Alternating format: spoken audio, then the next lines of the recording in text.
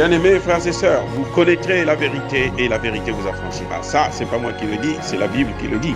Mais moi, je vous dis mieux.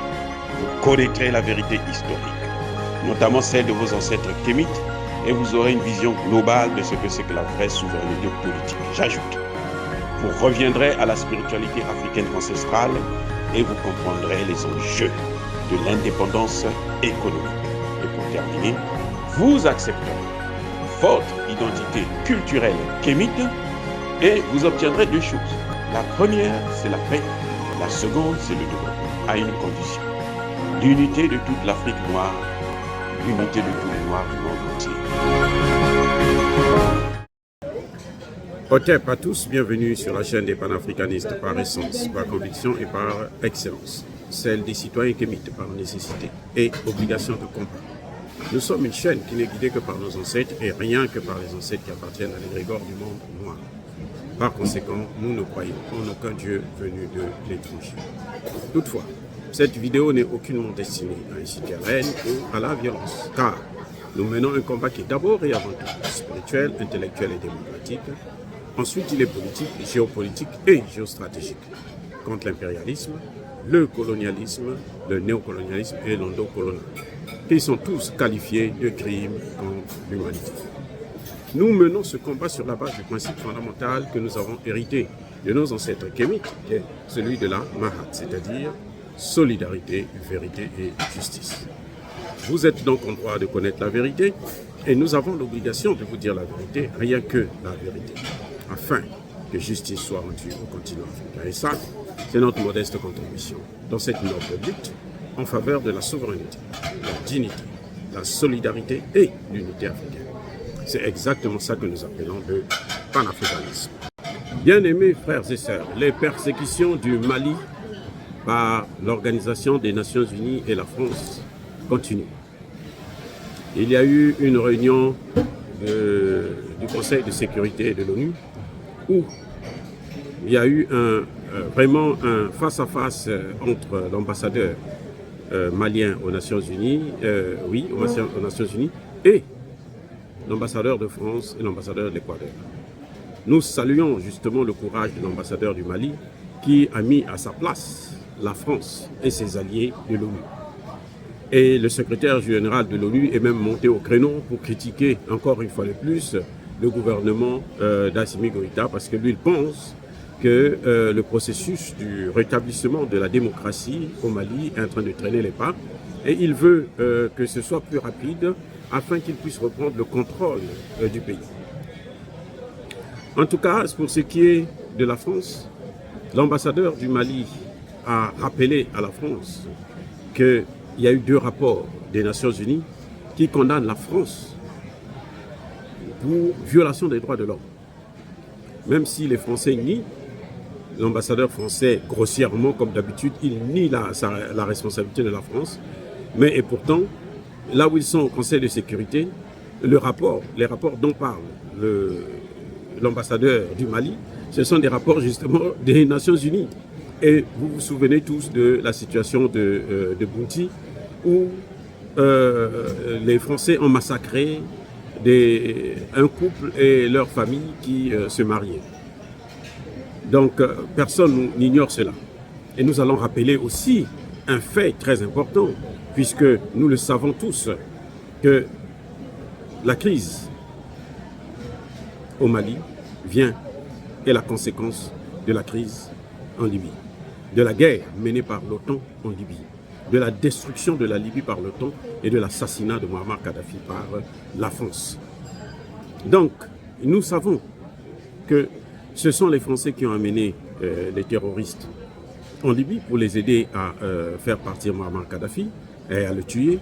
Et ce sont les mêmes Français qui ont pris ces terroristes, qui les ont amenés et donc, dans le Sahel et dans le reste du Golfe de Guinée. Maintenant, il vient nous parler des droits de l'homme parce que il faut décourager l'armée malienne, il faut faire en sorte que l'armée malienne ne puisse pas continuer à mener son combat.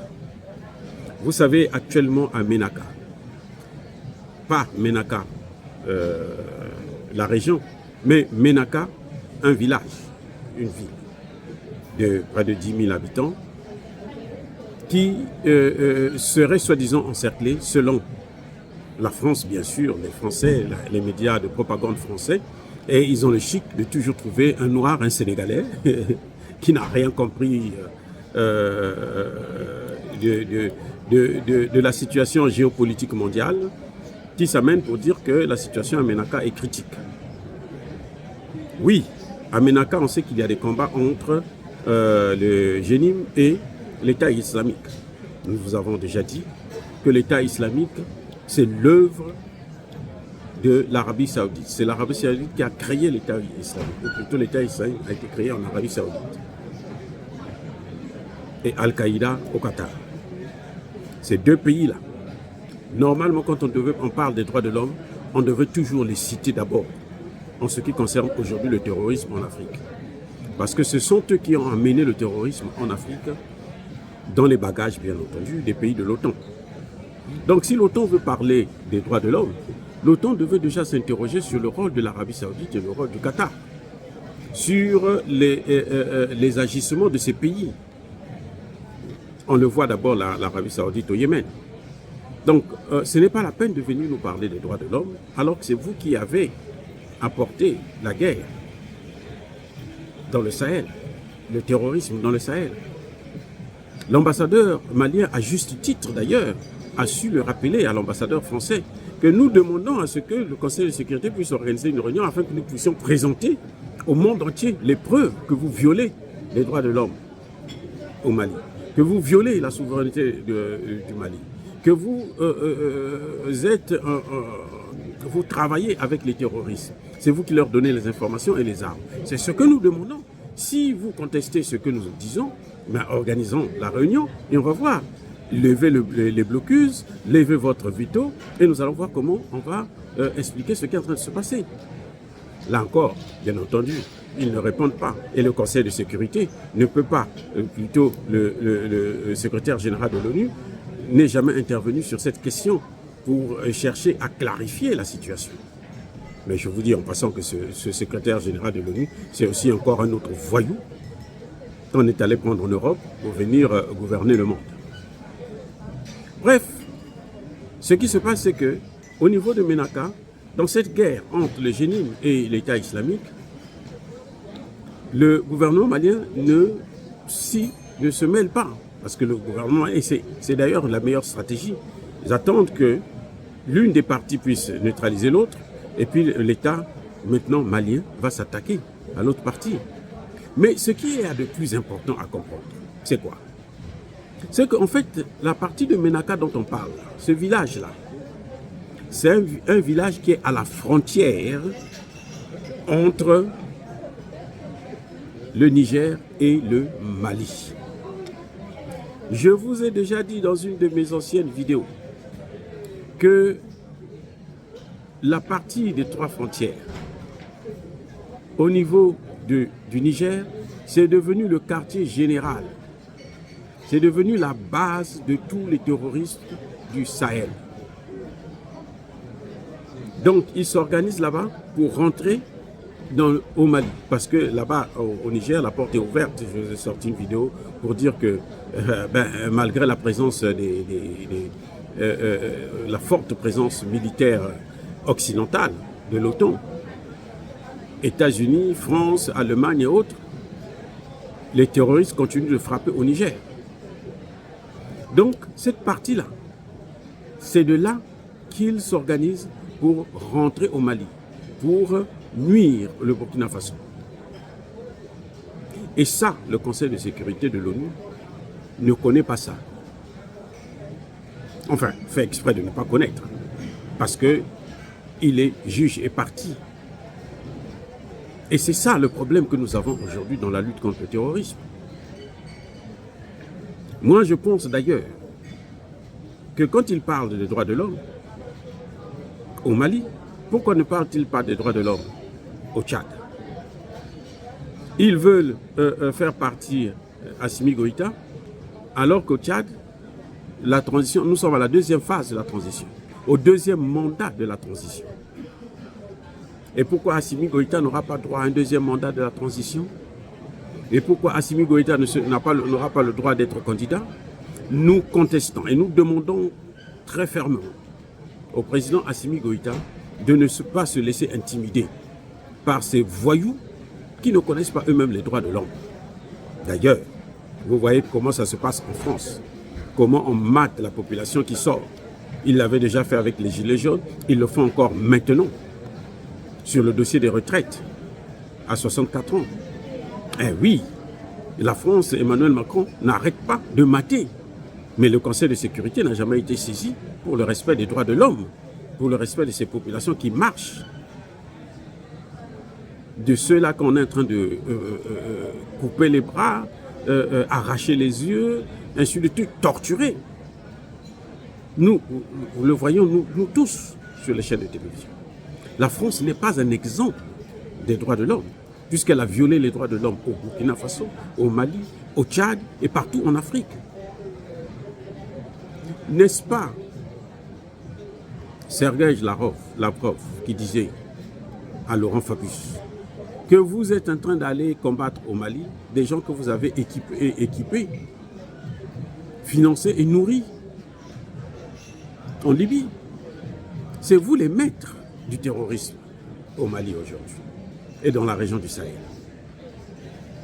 N'oubliez pas que Emmanuel Macron lui-même, au début de son premier mandat, en 2017, avait déclaré que nous avons commis une très grave erreur en attaquant, en déstabilisant la Libye, en détruisant la Libye plutôt. Ça a créé des États faillis dans la sous-région. Cet ambassadeur français croit nous intimider, nous amener sur le plan de la morale, qu'ils ont perdu 59 soldats au Mali. Mais de quoi parle-t-on? Combien de Français, des Africains sont morts pour libérer la France lors de la Seconde Guerre mondiale et lors de la Première Guerre mondiale? Combien? Ça se compte par millions. Combien des Africains le général de Gaulle a massacré à Tcharoun juste parce qu'ils demandaient leur salaire? N'est-ce pas ça les droits de l'homme? De quoi parle-t-on? Est-ce que les droits de l'homme, c'est seulement quand les Français constatent que leur situation est devenue critique, de plus en plus critique, qu'on parle maintenant des droits de l'homme? Non. Je crois que le Mali devrait continuer, ne pas se laisser intimider, de continuer à mater cette rébellion, à les suivre. Vous vous souvenez que lorsque le Mali, au début du conflit du terrorisme au Burkina Faso, au Mali, c'est la France qui a empêché les soldats maliens à rentrer dans Kidal. C'est la France qui les a empêchés de rentrer dans Kidal. Pourquoi? Pour protéger les terroristes. Et oui, c'était ça l'objectif. C'est tout. Et ils viennent nous parler des droits de l'homme. Non, ce chantage-là, cette chanson-là, le disque-là, il est rouillé. Il faut le changer. Qu'ils restent avec leurs droits de l'homme.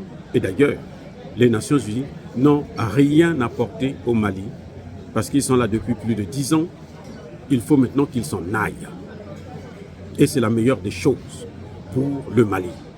Et nous appelons donc le gouvernement d'Assimi Goïta de prendre ses responsabilités et d'expulser les casques bleus qui sont là au Mali, à se gratter les pouces, à faire la jouissance, et puis laisser le Mali venir nous faire des déclarations sur des droits de l'homme qui ne sont pas du tout fondées. C'est le moment que l'Afrique, que nous, Africains, on puisse se lever, intellectuels et hommes politiques et population civile, pour dire non à l'ingérence, ni de l'ONU, ni de la communauté dite internationale, qui s'est autoproclamée communauté internationale et qui a toujours brillé par des violations graves des droits de l'homme en Afrique. Dire cela, c'est inciter à la haine ou à la violence? Non. Nous voulons que le monde entier puisse savoir que le droit de l'homme est devenu l'arme, le prétexte des puissances occidentales pour s'ingérer et pour contrôler les politiques qui se font en Afrique. Nous voulons et nous souhaitons que le président Assimi Goïta puisse avoir un second mandat comme au Tchad pour la transition et puisse être candidat à l'élection présidentielle dans les années futures. En tout cas, bien-aimés frères et sœurs, je persiste et je signe, soyez bénis, abondamment bénis par le Dieu des Kémites et par nos ancêtres angélistes.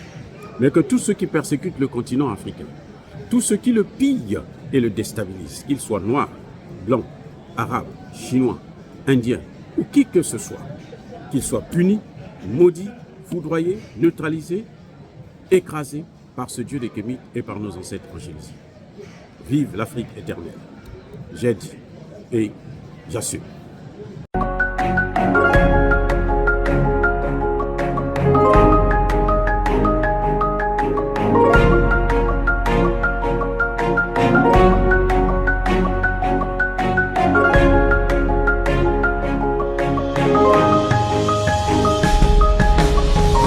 Eux, ils marchent par la foi et non par la vue. Mais moi, je vous conseille vivement de marcher par la connaissance scientifique et historique, notamment celle de nos ancêtres kémites, par les 5 sens et par l'intelligence. Abou Abia.